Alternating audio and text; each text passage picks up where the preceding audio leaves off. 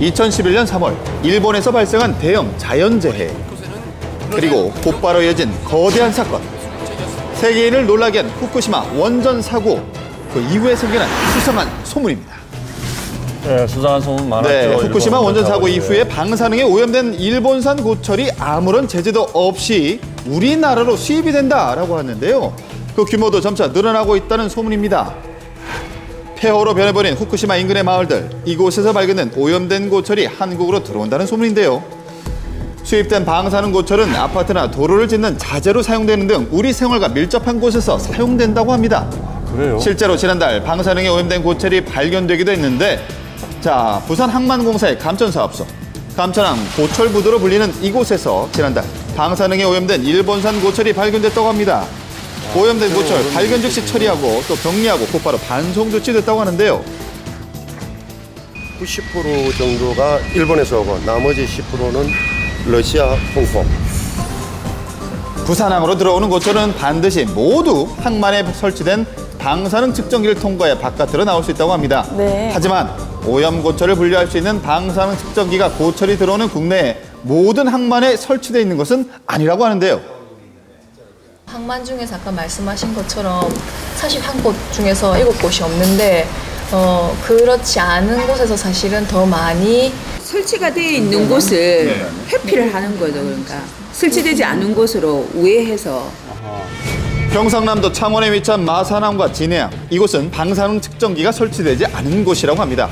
먼저 지난해부터 올해 6월까지 2만 톤이 넘는 일본산 고철 수입한 진해항. 커다란 항구 어디에서도 방사능 측정기는 찾아볼 수가 없었습니다.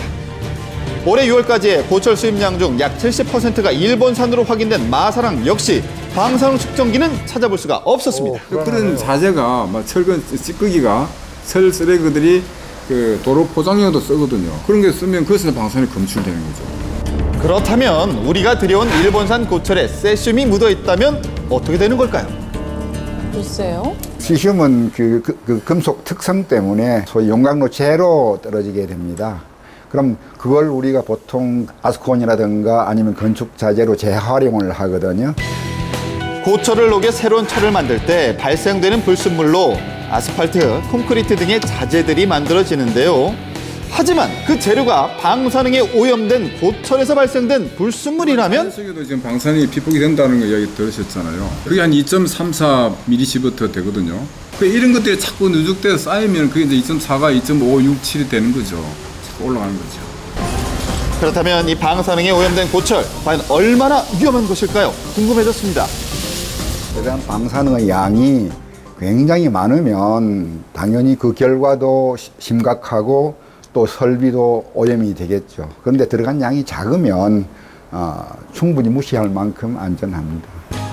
방사능 양에 따라 그 위험도도 천차만별이라고 하는데 그래도 이 걱정되는 마음을 지울 수가 없습니다.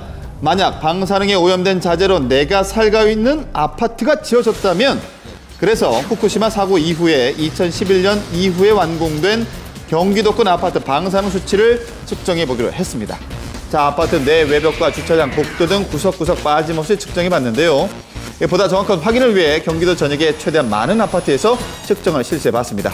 자, 측정 결과 다행히도 기준 이상의 방사능 수치가 나온 것은 없었습니다. 날 수 없는 500mSv 정도 이상에서 우리한테 급성 정상이라고 말하는 100에 한두 명 정도 백혈구 수치가 줄어드는, 그것도 당장은 아니고 한두 달 지나서 그런 게 나타날 수 있고요. 당장 그 이하에서 특히나 우리가 염려하는 1mSv라고 말하는 그 이하에서는 우리한테 나타난 증상은 없습니다. 방사능 물질이 표면에 묻어 있다면 대부분 비나 바람만으로도 씻겨 내려간다고 합니다. 1차적으로 수입할 때 일본에서 방사능 원산지 증명서를 먼저 발급받고 2차적으로는 방사능 감지기 가지고 부두에서 측정을 하고 나갈 때 원자력위원회에서 설치한 방사능 감지기를 통과하게 되어 있습니다.